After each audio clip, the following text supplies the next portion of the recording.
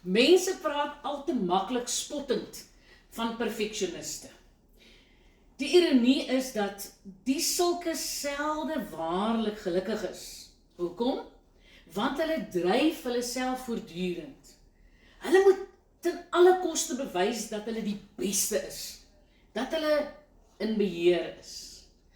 En sommige ouers kan dit veral vir hulle huismense onaangenaam maak om tuis te wees, omdat hulle huise te alle tye perfek, skoon en agter mekaar moet wees. Wie ken dan nou nie die ongemak wanneer gaste kuier en die kussings die heeltyd reggesit moet word nie? Of iemand sit 'n leë koffiebeker neer en dit moet dadelik skoongemaak word.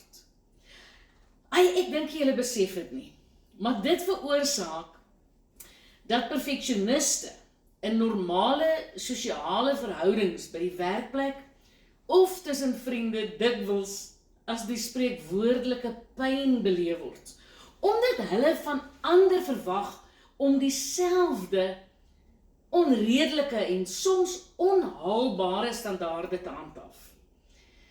Dis asof hulle nie besef dat daar 'n dieper, ongedefinieerde probleem is wat hulle gedrag bepaal nie.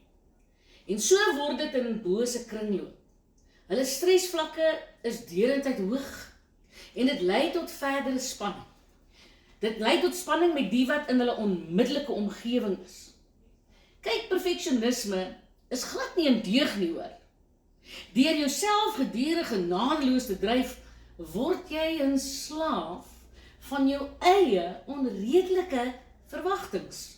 Dit maak ook nie enige geestespyn beter nie. Trouwens, sulke mense ervaar en veroorsaak net meer stres.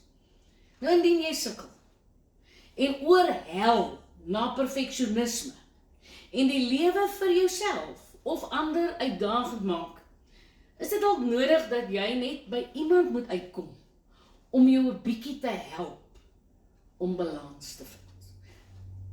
Vir jou eie beswil, sowel as vir die ander wat met jou moet saamleef. Onthou, as jy perfeksionis is, het jy 'n spesifieke raamwerk, as ek dit kan noem, 'n boksie waarin jy leef, 'n boksiekie. En ongelukkig is daar baie ander mense wat nie van nature binne daardie boksie funksioneer nie. En wat met jou gebeur is, jou standaarde en jou waardes is so hoog. Maak nie saak wat jy doen nie. Sekere ander mense met spesifieke temperamente gaan nooit, luister nou wat ek vandag vir jou sê, nooit ooit dit reg kry om binne in daardie raamwerk van jou te funksioneer nie. Hulle sal altyd ellendig voel gemeet aan jou standaarde. Dis nie verkeerd om standaarde te hê nie, maar as hulle bietjie uit balans uit is, maak dit vir mense onmoontlik om met jou saam te leef. Ek vra vir jou vandag dat jy daai raamwerkie van jou so bietjie skuif, maak ons so klein bietjie groter, sodat jy ook ander binne in jou wêreld kan toelaat.